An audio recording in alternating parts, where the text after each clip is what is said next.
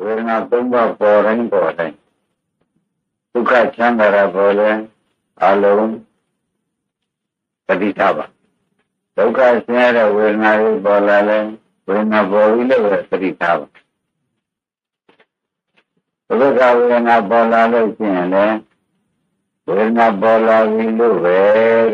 ပฏิသကြအဲ့ဒါပฏิသ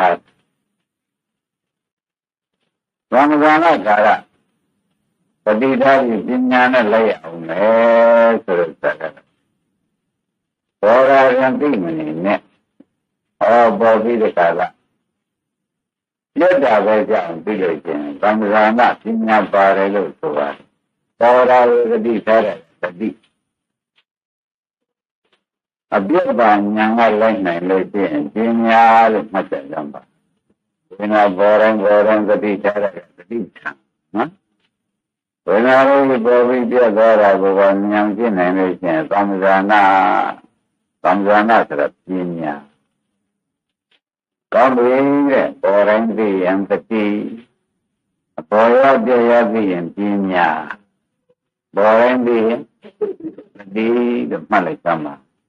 အပေါ်ရပြရသိနေကြမယ်ပညာလို့မှတ်လိုက်သမှာကောင်းပြီတဲ့ဒါဖြင့်သတောဘိက္ခုဝေရေယဘုရားကတော့သတောပတိရှိပြီဖြစ်ဝေရေယနေပါဆိုတော့ဟောဝေဒနာပေါ်တိုင်းသုံးပါးပေါ်တိုင်းတတိလေးနဲ့နေတာဒီတတိပဲဘုံငယ်ပြောမှုကနှစ်ခုလုံးတွဲပြီးကြတာညာနဲ့လိုက်နိုင်လို့ချင်းသံဃာနာကာရောပညာပါလာပြီပေါ့တတိတွေမဟုတ်ဘူးအဲ့ဒီကြတော့ပညာပါလာပြီဒါတော့ပฏิသံပညာနှမျိုးဟောပေါ်တိုင်းသိရင်ပฏิပေါ်တော်ပြတာသိရင်သံပညာပညာပေါ်တိုင်းသိရင်ဒီပေါ်တော်ပြရသိရင်ဖြင့်သံပညာလို့ဆိုရမယ်ကာလမလာခြင်းနဲ့ကာလမလွန်ခင်နဲ့ကွာဆိုတဲ့တော့ကျောင်းကျောင်းနဲ့တော့သိနေပြီကာလဒီဘုံလေးကြားရင်ဘုံလေးပြောရမယ်အဲဒီနဲ့သံဃာညပြီးတော့ကာလမလွန်ခင်နဲ့ဆိုတဲ့ကာလလေးတစ်လုံးကအခုနောက်ထပ်ထည့်လိုက်ပါတယ်ဘယ်လိုရှိအောင်မှာတော့မေးရမလို့ဒုက္ခနာလည်းဖြစ်ဖြစ်ရှိဘူးဘာလို့ဖြစ်ပါလဲသူ့ကြောင့်ကဖြစ်ဖြစ်မသူဖြစ်ဖြစ်သဘောကျဒုက္ခနာလည်း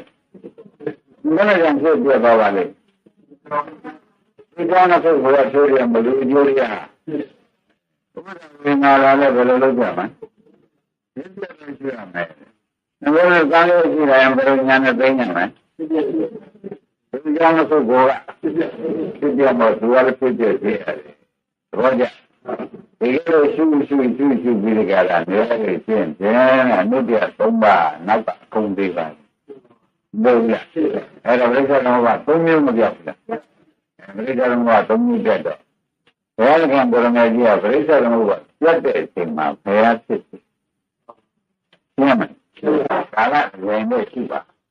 အကြောင်းကာလနဲ့အကျိုးကာလတော့အကျိုးနဲ့ကံမယ်အကြောင်းကာလလည်းဒီလိုကအကျိုးဖြစ်တဲ့ကာလတော့အကြောင်းဖြစ်တဲ့ကာလတော့ကြောင်းကျိုးဖြစ်တဲ့ကာလတော့အဲ့ဒါဒီကာလကိုမနောရှုပြီးတော့သဘောပါကြကာလမနောရှုပြီးရတော့ခဏမှပြန်ပေါ်လိုက်ရင်ကာလလမ်းပြရှိသေးရဲ့ကာလလမ်းပြမရှိလို့ချင်းဝေဒနာသုံးနိဗ္ဗာန်ကိုမှတ်လိုက်